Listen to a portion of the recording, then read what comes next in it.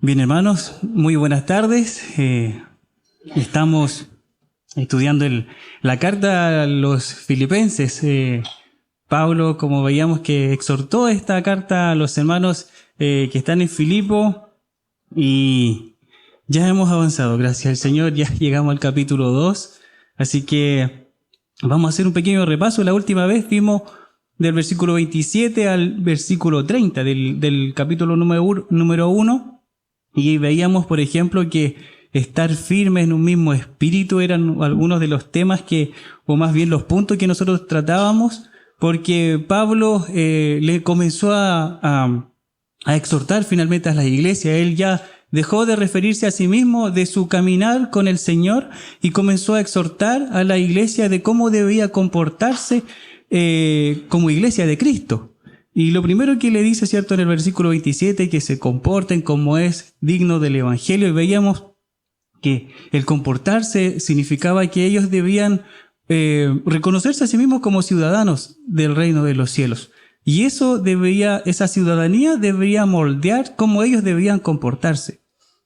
Y dentro de las cuales él les dice también, estén firmes en un mismo espíritu. Ahí mismo en el versículo 27, que estén firmes en un mismo espíritu. También veíamos que esa unidad en el espíritu, Pablo empieza ahora a trabajar en la unidad de la iglesia, que es también el tema que hoy día vamos a ver. Pablo empieza a mencionar que cuán importante es la unidad en la iglesia, y hoy día vamos a acentuar eso más todavía. Cuán importante es la unidad en la iglesia, y comienza a hablar Pablo respecto a esta unidad, y le dice, estén firmes en un mismo espíritu. Y veíamos que esta firmeza, ¿cierto?, era muy necesaria. Nosotros deberíamos estar arraigados en el Espíritu, dependiendo del Espíritu para vivir y honrar y glorificar a nuestro Dios. Asimismo, esta firmeza en el Espíritu muchas veces se daba también, nos exhortaba, y la Escritura nos dice que estén firmes en el Señor, ¿cierto? Firmes en las doctrinas de los apóstoles. Esos eran los puntos que veíamos. También nos exhortábamos y decíamos que nosotros debíamos combatir unánimes por la fe del Evangelio. ¿Se acuerdan de eso?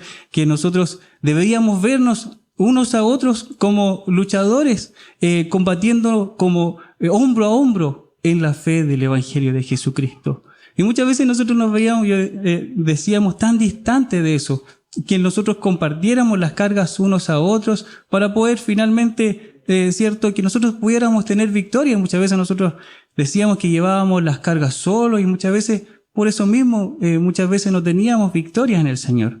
Pero la invitación era que nosotros debiéramos combatir unánimes por la fe del Evangelio. Ahora, Pablo les dice, cierto, después de toda esta exhortación, Pablo les dice, si ustedes quieren vivir, cierto, en forma digna, como buenos ciudadanos del reino de Dios, ¿qué va a pasar? Van a padecer persecución. Van a padecer persecución. Y ahí hacía mención Pablo de dos regalos que nos había dado el Señor. Uno era creer en Cristo, que es un regalo que nosotros, por la gracia de nuestro Dios, podemos disfrutar. El tener acceso de creer al Señor Jesucristo. No todos pueden, ¿cierto?, llegar a creer y doblar las rodillas frente al Señor. Pero por la gracia y la misericordia de Dios, nosotros hemos doblado nuestras rodillas, hemos llegado a Cristo en arrepentimiento y fe. Y eso es un tremendo regalo, porque con toda la buena voluntad del hombre no te puede sacar de ahí, no te puede despertar, porque nuestra condición de pecado es muertos en delitos y pecados. ¿Y quién te puede despertar de la muerte? Solo el Señor, solo el Señor. Y por eso es un gran regalo de Dios. Y el otro regalo que Dios también nos concedió junto con el creer en Cristo es el padecer por Cristo. También nosotros veíamos que es un regalo de Dios. Veíamos algunos ejemplos, ¿cierto? Cuando el apóstol Pedro fue encarcelado y fue azotado y le dijeron que no hablara en el nombre de Cristo, él salió finalmente, cuando salió de la cárcel, salió gozoso por haber sido digno por padecer por Cristo. Es como paradójico, él sufriendo Y aún así él daba gracias al Señor. Y él se sentía como honrado por padecer por Cristo. Y es igual que nosotros también deberíamos sentirnos así. Y no muchas veces, ¿cierto? Como si alguna cosa extraña nos aconteciese cuando algunas veces sufrimos por Cristo. Entonces así nos acercamos ahora al tema del día de hoy, esta unidad cristiana. Unidad cristiana es el título para este mensaje, y esta unidad cristiana no solo Pablo fue quien estuvo la motivación para con la iglesia de Filipo en este caso. No fue solo Pablo quien exhortó a los hermanos a que fueran solo uno en Cristo, sino que nuestro Señor Jesucristo, estando en la tierra, aún antes de ir a padecer por nosotros, un poco antes, Él intercedió por nosotros delante de Dios y oró delante de Dios en Juan 17, 20 al 23, y dijo: mas no ruego solamente por estos, sino también por los que han de creer en mí por la palabra de ellos, para que todos sean uno, como tú, oh Padre, en mí y yo en ti, que también ellos sean uno en nosotros, para que el mundo crea que tú me enviaste. La gloria que me diste yo les he dado, para que sean uno, así como nosotros somos uno, yo en ellos y tú en mí, para que sean perfectos en unidad, dice, para que el mundo conozca que tú me enviaste y que lo que has amado a ellos como también a mí me has amado. Se fijan que el Señor, antes de padecer por nosotros, antes de enfrentar esa cruz, intercedió por nosotros por la unidad de la iglesia, para que nosotros fuéramos uno el día de hoy también. Entonces, yo creo que esto muestra la importancia de la unidad de la iglesia que nosotros debemos tener, y que nosotros hoy vamos también obviamente a conocer y a profundizar más de esto, como Pablo también lo aborda y cómo también nos dice que nuestro propio Dios nos da el recurso para que nosotros seamos uno. Entonces llegamos así al capítulo 2, del versículo 1 al 4, en donde vemos como tema, decíamos, la unidad cristiana. Y vamos a conocer dos puntos de esta unidad cristiana. Primero es la exhortación, el llamado a la unidad desde el versículo 1 al 2, y después el versículo 3 al 4, para la unidad en la iglesia de Cristo debe haber humildad. Nosotros debemos manifestar humildad para que pueda haber unidad en la iglesia de Cristo. Primer llamado entonces es a la unidad.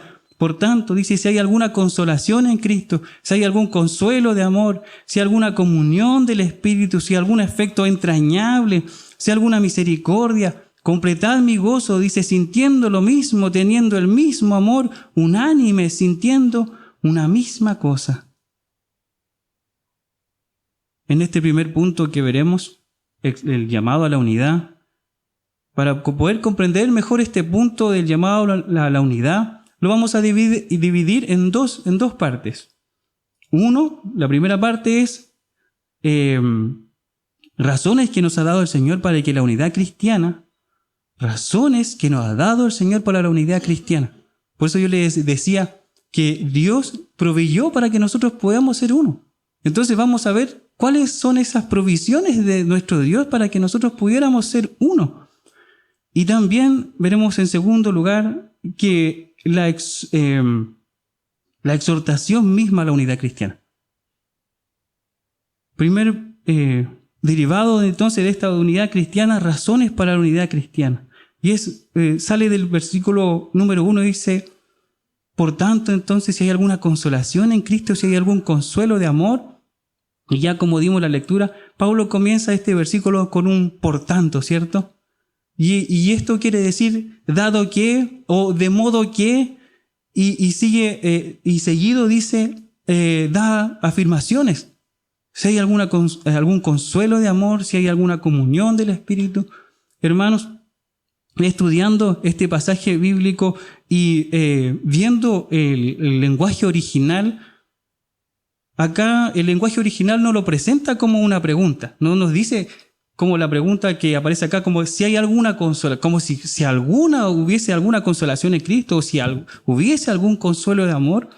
Más bien nos dice de que los hermanos filipenses y ahora nosotros, como los hermanos también en Cristo, nosotros debemos saber que estas situaciones que presenta Pablo están en los hermanos filipenses y ahora también están en nosotros. Que el lenguaje original nos expresa a modo cierto, no nos expresa a modo de pregunta, como le decía, de que si tienen algo, o más bien es una afirmación, que sí tienen, de lo que sí tienen. Dice entonces, ustedes tienen o han recibido la consolación en Cristo. Ustedes tienen o han recibido el consuelo de amor. Ustedes tienen o han recibido la comunión del Espíritu. Ustedes tienen o han recibido el afecto entrañable. Ustedes tienen y han recibido la misericordia de Dios. Y todo ello, por cierto, nosotros lo podemos reconocer que es por gracia, ¿cierto? Nosotros no hemos trabajado para que Dios nos diera todo eso y Dios nos lo ha concedido. Estas son las razones, entonces, que vamos a pasar a ver por las cuales nosotros debemos ser uno, trabajar en unidad como iglesia, como cuerpo de Cristo. Y lo primero entonces de esta razón, ¿por qué nosotros debemos tener la unidad cristiana? Dice que ustedes han recibido la consolación en Cristo. Otras traducciones como la Biblia de las Américas o la Nueva Versión Internacional hablan de que en Cristo hay estímulo. Es decir, en Cristo tenemos el ánimo. Esta palabra consolación, estímulo o ánimo nos dice en el lenguaje original alguien que viene al lado para ayudar, para exhortar. Y ustedes, me imagino yo, hermanos, ya se pueden imaginar quién está al lado de nosotros todos los días para ayudarnos, todos los días para exhortarnos. El Señor va a nuestro lado. Por eso dice, si ustedes recibieron la consolación en Cristo, ustedes ya lo tienen. Y Él está ayudándonos en nuestra carrera. En todo este camino de peregrinaje, el Señor va a nuestros lados. Va a nuestros lados en los caminos suaves cuando las cosas van bien, pero también el Señor va a nuestros lados cuando los caminos nosotros podemos encontrar baches, podemos encontrar dificultades. Él sigue yendo a nuestro lado, como lo expresa el Salmo 23, ¿cierto? Aunque ande en valle de sombra de muerte, no temeré mal alguno, porque tú estarás conmigo. Y el Señor entonces va también a nuestro lado. Y muchas veces diciéndonos quizás, no temas, yo te ayudo. Porque nosotros somos hombres frágiles. Muchas veces, ante cualquier dificultad, lo primero que sale en nosotros es temor, es la duda. Él dice, no temas, yo te ayudo, como dice en Isaías 41:12, no temas, oh gusano de Jacob, por ejemplo. Entonces, ¿piensas que estás solo, hermano, en esta tierra? ¿Tú piensas que estás solo en esta carrera? ¿Esta carrera que estás dando, tú piensas que la estás enfrentando solo? ¿Piensas que estás solo, hermano, en tu enfermedad? Nosotros tenemos a varios hermanos enfermos acá. Hermano, usted no está solo corriendo la carrera, en tu enfermedad. Quizás puedes pensar que estás solo, hermano, en los problemas familiares. Quizás alguno esté enfrentando algunos problemas familiares, pero no estás solo, hermano. ¿Por qué? Porque la Escritura nos dice que hemos recibido consolación en Cristo, ayuda en Cristo, estímulo en Cristo para continuar la carrera. O quizás también pensamos que estamos solos cuando tenemos algunos problemas económicos, o quizás falta de trabajo, problemas quizás con los colegas en los trabajos. Aún así no estás solo. O quizás tú, querido joven, piensas que estás solo con tus luchas, o quizás piensas que estás solo en tus dificultades que te presenta la vida. No estás solo. Cristo va a tu lado. Él lo prometió. El Señor entonces va a nuestro lado consolándonos, diciendo, no temas, manada pequeña, no temas, gusano de Jacob, que aunque tan insignificante criaturas como el polvo o el barro, como nos compara la Escritura, el Señor está a nuestro lado. Cuando tú te levantas en la mañana, cuando nos levantamos en la mañana, el Señor ya está en pie. De hecho, pasa toda la noche cuidándonos, como dice el Salmo 121, que Él nos guarda.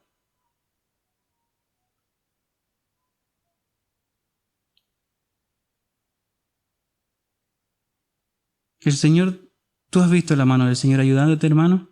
¿Has tenido alguna consolación en Cristo? Ahora nuestra responsabilidad, como también nos exhorta la Escritura, es consolar, es animar, es motivar también a otros en la carrera que estamos. Todos vamos al mismo lado, ¿verdad? Todos estamos corriendo la carrera. Y nosotros corremos como iglesia en unidad. Si vemos a alguien que se está quedando, nosotros vamos, lo animamos, lo levantamos. Sigamos adelante en la carrera. Sigamos corriendo.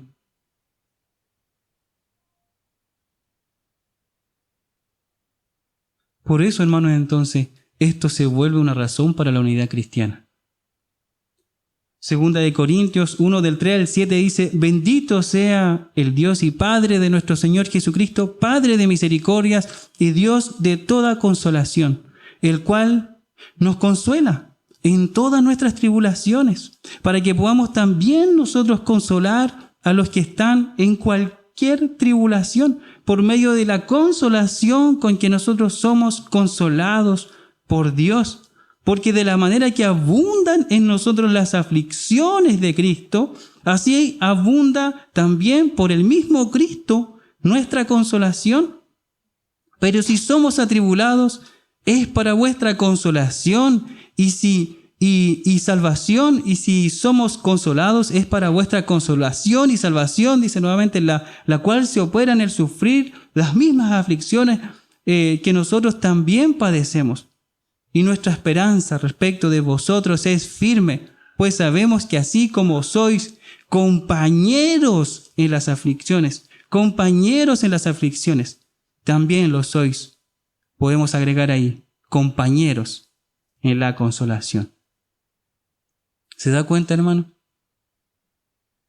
¿Se da cuenta que Dios no desconoce que hay tribulaciones? Va a haber tribulación. De hecho, es una de las promesas que nosotros tenemos para nosotros. En el mundo tendréis aflicción. Pero confiad, dice, pero confiad. Él ha vencido al mundo. Entonces, Pablo reconoció también en uno de los hombres fieles al Señor, en Filemón 1 al 7, dice 1:7, la capacidad, reconoció en este hermano la capacidad de consolar, la capacidad de este hermano Filemón de confortar a otros en el amor que tenía hacia los hermanos. ¿Cómo estamos nosotros con el ayudar a nuestros hermanos? ¿Cómo estamos nosotros? ¿Nos vemos nosotros consolando a otros hermanos? ¿Nos vemos con no sé si decirlo carga, pero es una ordenanza de Dios para nosotros? Dios nos ordena por su palabra que nosotros debemos buscar la unidad, y muchas veces en esta unidad también veremos, ¿cierto?, las aflicciones de nuestros hermanos. ¿Y qué vamos a hacer? Ayudar a nuestros hermanos. Eso también refleja la unidad.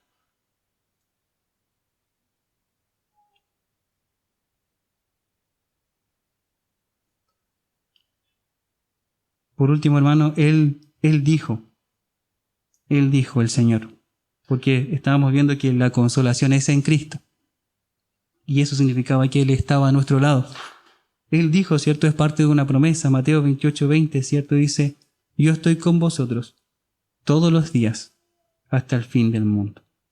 Es parte de su promesa.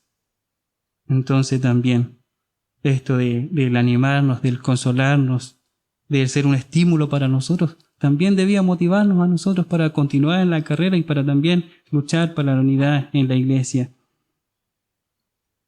En Cristo nosotros encontramos aliento, consuelo, porque Él va a nuestro lado muchas veces socorriéndonos en la carrera de la fe.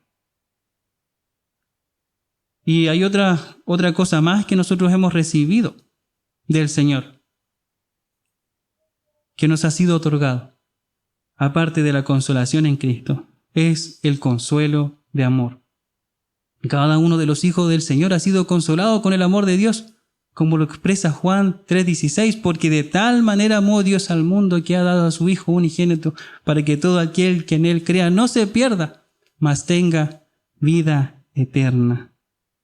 Así de grande es el amor de Dios, quiso decir Juan. Así de inmenso es el amor de Dios, que dio a su propio Hijo para salvar al hombre. El amor de Dios expresado hacia nosotros es evidente, que no es en base, cierto, a alguna complacencia de Dios en nosotros. Porque ¿qué pudo haber Dios en nosotros que le motivara a amarnos? No había nada. Mi afecto no fue causado por ninguna excelencia quizás en el objeto amado que somos nosotros, porque no teníamos nada que ofrecer. Más bien Dios mostró su amor para con nosotros, como dice Romanos 5:8, en que siendo aún pecadores, Cristo murió por nosotros. Este amor de Dios hacia nosotros, entonces, es otra razón, o puesto que este amor está en nosotros operando, nosotros podemos permanecer unidos como cuerpo de Cristo. Y más aún, dado que este amor está en nosotros, ahora como fruto del Espíritu Santo, porque ha sido derramado en nosotros, ahora somos llamados a amar a Dios, ¿cierto?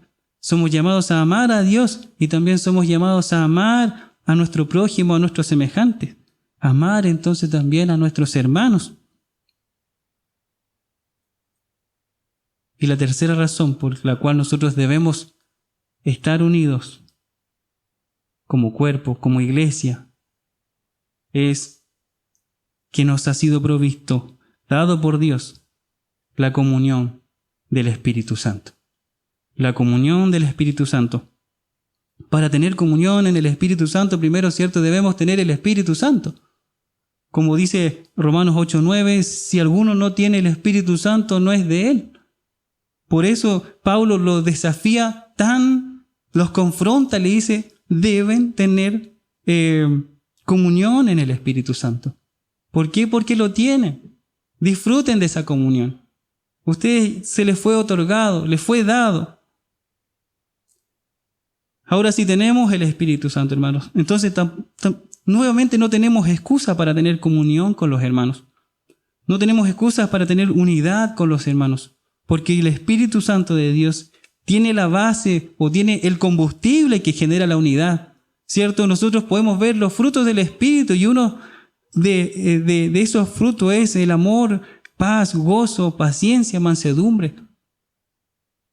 Y estas son todas características, ¿cierto?, esenciales para que nosotros podamos mantener la unidad como iglesia.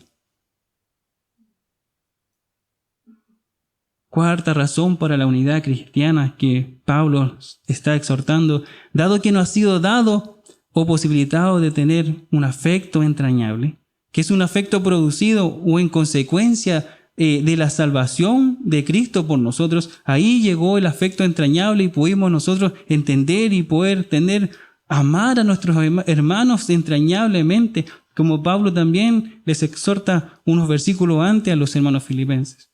Pablo en Filipenses 1:8 le dice que Pablo los amaba con el entrañable amor de Jesucristo.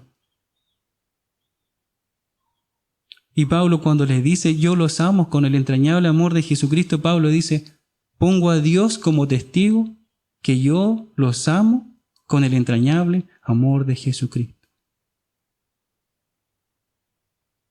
¿Nosotros podríamos decir eso de nuestros hermanos?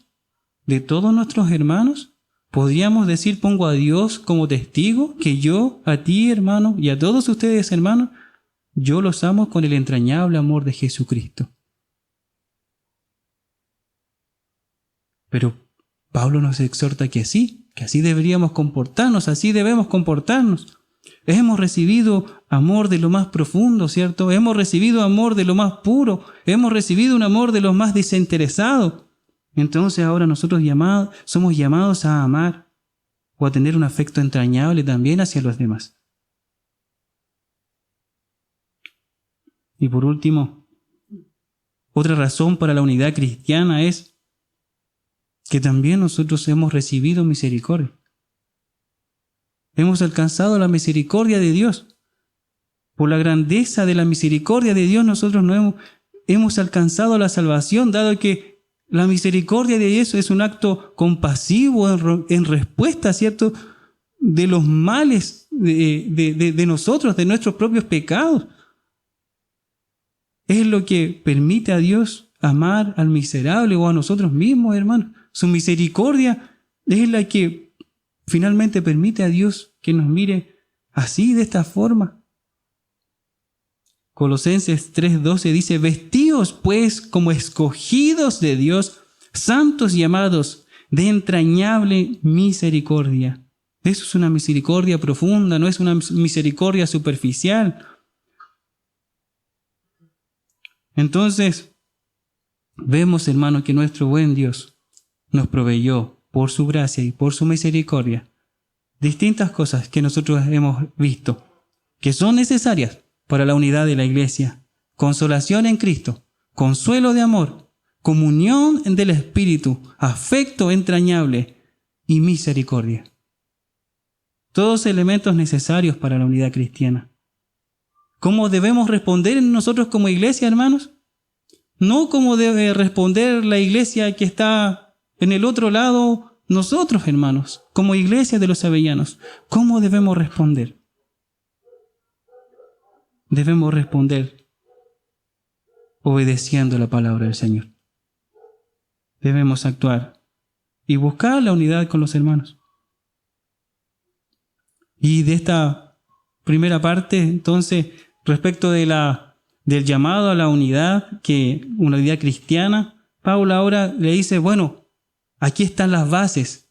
Dios puso en ustedes, hermanos, puso lo que permitía a ustedes ser uno, ahora que florezca, que salga.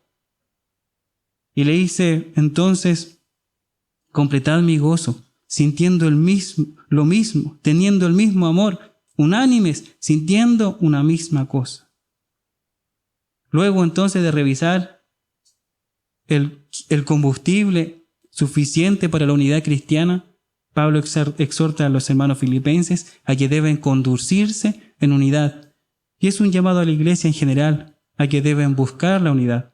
El gozo de Pablo era que la iglesia de Filipo reflejara la unidad de los hermanos. ¿Y el gozo de nosotros, hermanos? El gozo de nosotros también debería ser que nosotros también podamos reflejar la unidad como hermanos en la fe. Para cada uno de nosotros, hermanos, no solamente como en general, o no solamente los ancianos, o no solamente los diáconos, no solamente las diaconisas, sino que como cuerpo de Cristo. Como también la carta de los Corintios no desecha a nadie, todos somos un cuerpo de Cristo. Si usted aceptó al Señor Jesucristo como su Señor y Salvador, actuamos como un solo cuerpo, hermanos, no actuamos con divisiones. El cuerpo no actúa con divisiones, sino que actúa en unidad. Entonces nosotros también deberíamos gozarnos en la unidad. Y al revés, cuando hay una falta de unidad, también nosotros debería provocarnos tristeza de que en nosotros hay falta de unidad. Ahora Pablo les exhorta respecto a dónde tienen que estar unidos y le dice permanecer unida en al menos 3 cosas. La primera es sintiendo lo mismo. Este sentir lo mismo aparece varias veces en el Nuevo Testamento y acá mismo en la carta aparece, por ejemplo, en el 3:15. También Pablo exhorta a los hermanos, 3:15 y 16, exhorta a los hermanos a que permanezcan en unidad con referencia a que deben seguir santificándose, perfeccionándose en la fe, no conformándose en nuestro caminar en la fe, sino que proseguir a la meta, le dice Pablo, proseguir a la meta, al supremo llamamiento de Dios en Cristo Jesús. Asimismo, en el versículo o capítulo 4:2 de esta carta a los filipenses, Pablo llama a 2 personas en particular. Dice, ruego a Evodia y a Síntique que sean de un mismo sentir en el Señor. Hermanos, si esto no fuera importante, si esto no fuera trascendente para la iglesia de Cristo, Pablo no se hubiese dado la molestia en nombrar a 2 hermanas en la iglesia de Filipo y llamarlos a la unidad en el sentir del Señor. Pablo le da la importancia necesaria, porque sabe que estos problemas entre ellas pueden ser como una bola de nieve. ¿Usted ha visto las bolas de nieve correr, hermanos? Puede comenzar con algo pequeñito, pero después puede ir creciendo, creciendo, creciendo, y que se vuelva incontrolable. Y siendo así, cause mucho daño. Entonces, hermanos, nosotros tenemos los recursos en la Escritura, ¿cierto? Dios nos ha dado la dirección para que nosotros, si usted, hermano, tiene algo contra un hermano, ¿qué debemos hacer? No nos llama a que nosotros podamos divulgarlo, sino que nos llama a que nosotros podamos ir donde el hermano, pero ir con un espíritu de mansedumbre. Ir con un espíritu de mansedumbre, temiendo que nosotros también podamos caer.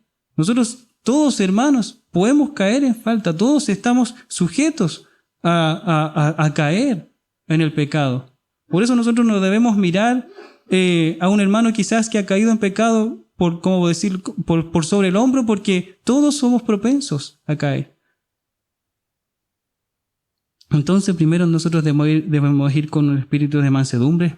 Eso lo dice en la carta de Mateo 18, si no me equivoco, el versículo 20 en adelante exhorta a cómo se deben tratar estas diferencias en las iglesias. Y hermanos, si nosotros estamos hablando de esto, de que debemos tener unidad, entonces nosotros también, si hay algo, hermano, que está provocando esto, vayamos donde el hermano. Y no dice que vayamos primero a la iglesia, sino que vayamos personalmente donde el hermano y podamos manifestar. Quizás, hermano, usted pecó contra mí o yo pequé contra usted, hermanos. Que nosotros podamos responder así. Y quizás así, hermanos, nosotros nos ahorramos esta bola de nieve que dijimos que puede causar mucho daño. Mismo sentir, en la palabra original, significa pensar del mismo modo. Esto no necesariamente significa que todo el tiempo estemos pensando igual, sino que así como nos vamos, ¿cierto?, santificando paso a paso, progreso a progreso, creciendo en ello, todos nuestros pensamientos, sentimientos, siempre sean moldados por la palabra de Dios, y esta a su vez como Cristo piensa, para que en todo sea Dios, ¿cierto?, glorificado. Romanos 15, del 5 al 6 dice: pero el Dios de la paciencia y de la consolación os dé entre vosotros un mismo sentir, según Cristo Jesús, para que unánimes a una voz glorifiquéis al Dios y Padre de nuestro Señor Jesucristo. El otro llamado, hermano, respecto de la unidad es teniendo el mismo amor. El amor depositado por parte de Dios en los creyentes ahora debe actuar como un agente de unidad. Si nosotros pusiéramos en práctica el amor de Dios, hermano, operado en nuestro ser, no tendríamos que estar hablando de divisiones quizás, o no tendríamos que estar hablando de contienda o falta de unidad en la iglesia. Si tan solo recordáramos nosotros que debemos, ¿cierto?, dar frutos para la honra y la gloria del Señor, como lo manifiesta Gálatas 5:22, por ejemplo, uno de los frutos del Espíritu es el amor. Si nosotros recordásemos siempre que nosotros debemos estar creciendo en los frutos del Espíritu, no tendríamos que estar cuidándonos, ¿cierto?, las espaldas o andar hablando mal de los hermanos, sino que estaríamos amando más. Por último, en cuanto al amor, que es fundamental que florezca en la vida de cada creyente para que también así florezca la unidad de la iglesia, es importante recordar cómo nos amó el Señor. Nuestro Señor nos amó desinteresadamente, nos vio, como decíamos nosotros, en nosotros algún atractivo, al contrario. Por lo tanto, cuando nosotros amemos a los hermanos, no busquemos, por decirlo de alguna manera, algún atractivo en el hermano para poder amarle, o no busquemos cierta afinidad para amarle. Debemos amarle porque es un mandato. Juan 13:34 dijo que os améis unos a otros. ¿Y de cómo debemos hacerlo? Debemos hacerlo desinteresadamente, porque nosotros recordamos que no tendríamos nada que ofrecer al Señor Jesucristo cuando Él nos amó, cuando Él fue a la cruz por nosotros. El amor que se refiere acá el apóstol entonces es un amor de entrega buscando el bien del otro, como lo dice 1 Corintios 10:24. Si tú dices, hermanos, como dice también la Escritura, yo no puedo amar porque mi carácter no me lo permite, por ejemplo, puede haber alguna excusa. Miremos la vida de Juan. ¿Cómo era considerado Juan en sus inicios? El apóstol, como hijo del trueno, ¿cierto? Era su carácter. Juan era considerado como hijo del trueno. Y al final de sus días, ¿cómo trataba a los hermanos? Hijitos míos. Hijitos míos. Entonces, nosotros también, hermanos, no debemos conformarnos si es que tenemos un carácter que no nos facilita poder amar a los hermanos. Debemos pedirle a Dios ayuda para que nosotros seamos moldeables. Busquemos para que Dios nos cambie también, para que Dios produzca en nosotros esos cambios necesarios para poder amar a los hermanos. 1 Juan 2:1, veíamos eso de hijitos míos, el versículo 18, el 28, y muchas veces Juan lo repite de esta misma forma como se refiere a los hermanos. Él finalmente, como hijo del trueno, pasó a estar como un hermano lleno de amor, lleno de amor. ¿Qué pasó en Juan? ¿Qué cambió? El amor de Dios había actuado en su vida. Finalmente hay una de sus tantas referencias al amor hermanable. Juan también nos da directrices respecto a nosotros cómo debemos amar. 1 Juan 3:16-17 dice: en esto hemos conocido el amor, en que Él puso su vida por nosotros. ¿Y qué debemos hacer en respuesta de eso nosotros? También nosotros debemos poner nuestras vidas por los hermanos. También nosotros debemos poner nuestras vidas por los hermanos. Dice más, pero el que tiene bienes de este mundo y ve a su hermano tener necesidad y cierra contra él su corazón, ¿cómo mora el amor de Dios en él? Hijitos míos, dice, no amemos de palabra ni de lengua, sino que de hecho y en verdad. La invitación es no amar solo de palabra, sino que también en lo interior, de hecho y en verdad. Así que, hermanos, muchas veces, ¿cierto?, nosotros nos saludamos y nos decimos, es como está acuñado en nosotros, los saludos en el amor del Señor, ¿cierto? Entonces, tomémosle el sentido, hermano. ¿Estamos saludando verdaderamente con el amor del Señor? Que sea evidente, hermanos. Por eso dice, no amemos de palabra ni de lengua, sino de hecho y en verdad. Así que, hermanos, que esto del amor entre nosotros no sea opcional en nuestras vidas. Recordamos que es un mandato de Dios en 1 Juan, lo dice muchas veces, Juan lo recuerda, 1 Juan, la carta lo recuerda muchas veces. Hay muchas referencias al que nosotros debemos amarnos los unos a los otros.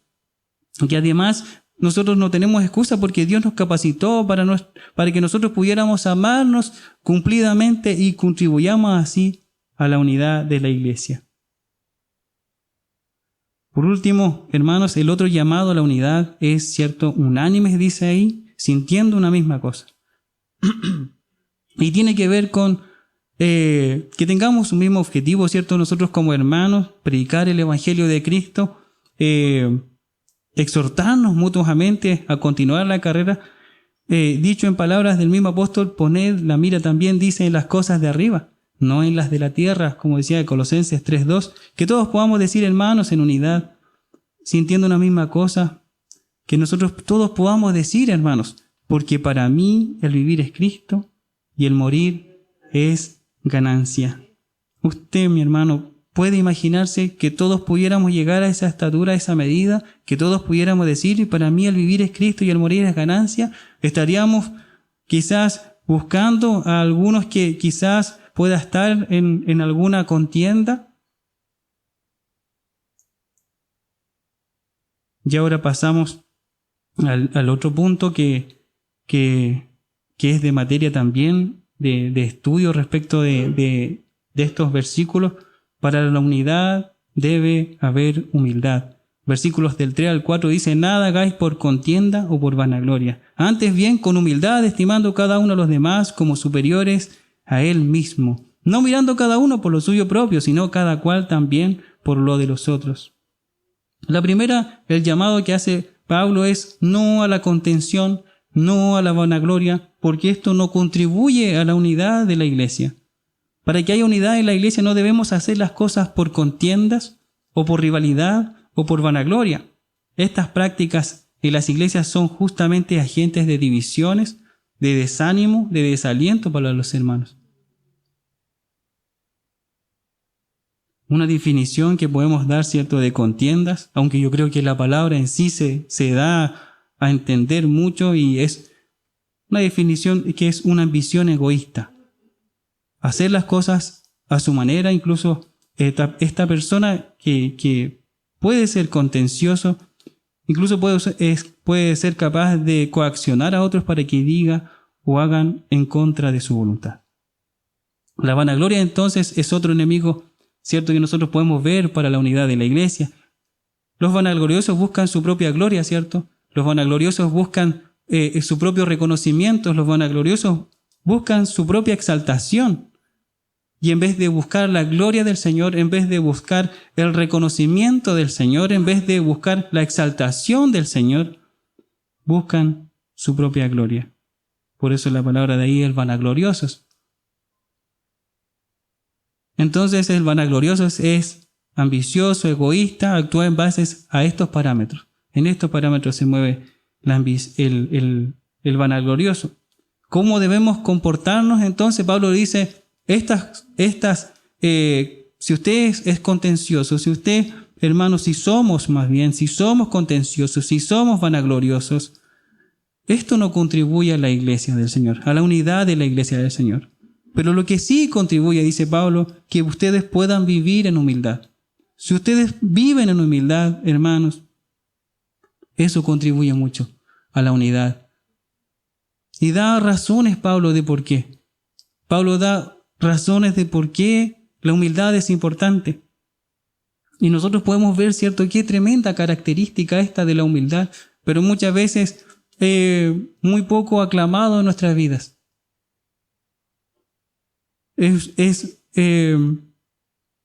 Muchas veces nosotros vemos esas virtudes en los otros y decimos, oh, qué hermosa virtud, la humildad.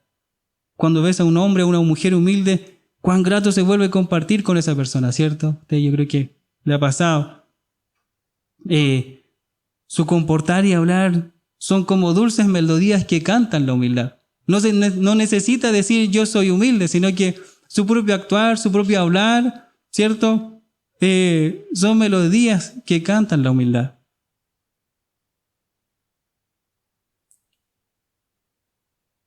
La humildad, finalmente, es la forma de manifestar la vida cuando el yo ha sido destronado y en su lugar está Cristo. Aceptando esto, ¿cierto?, nosotros sin reservas, su señorío sobre nuestras vidas. Gálatas 2:20. La humildad va ligada, ¿cierto?, a la mansedumbre, porque exige una sumisión incondicional. Nosotros no podemos decirle a nuestro Dios, yo voy a ser humilde, yo voy a ser manso, pero tengo unas pequeñas condiciones para poder serlo. No podemos exigir nosotros para ser humilde. Más bien, Dios nos llama a ser humilde. Él dice, aprended de mí que soy manso y humilde de corazón. Mateos 11:29. Podemos aprender y ver la humildad, ¿cierto?, en acción, como Juan el Bautista, cuando llegó, ¿cierto?, nuestro Señor Jesucristo, apareció para comenzar su ministerio, y Juan el Bautista no tuvo inconvenientes para hacerse a un lado y para dejar a sus mismos discípulos incluso que siguieran a Cristo. Él dijo, es necesario que Él crezca, pero que yo mengüe. Esa es la clase de humildad que nosotros debemos tener en nuestras vidas. Aprendamos de Pablo también, que sobrepuso su deseo de partir y estar con Cristo, lo cual él decía es muchísimo mejor a quedar en la carne sirviendo a los hermanos. Eso también es un acto humilde. Quedó en la carne para provecho y gozo de la fe de otros. Ni siquiera era para su propio provecho, sino que era para el provecho y gozo de la fe de los hermanos. Y aunque esto significaba seguir padeciendo por Cristo, Pablo así finalmente oraba al Señor. Imitemos a un joven Timoteo, que el mismo Pablo veía en él a un hombre humilde que buscaba servir a los hermanos de forma sincera, no buscando lo suyo propio, dice, como los demás, sino que buscaba lo que es de Cristo Jesús.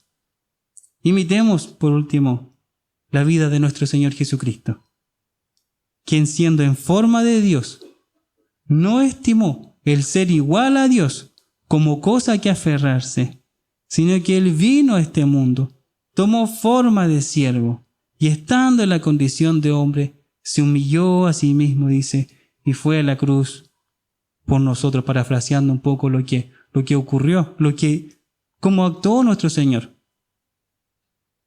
Primera de Pedro 1:5 dice, Dios resiste a los soberbios y da gracia a los humildes.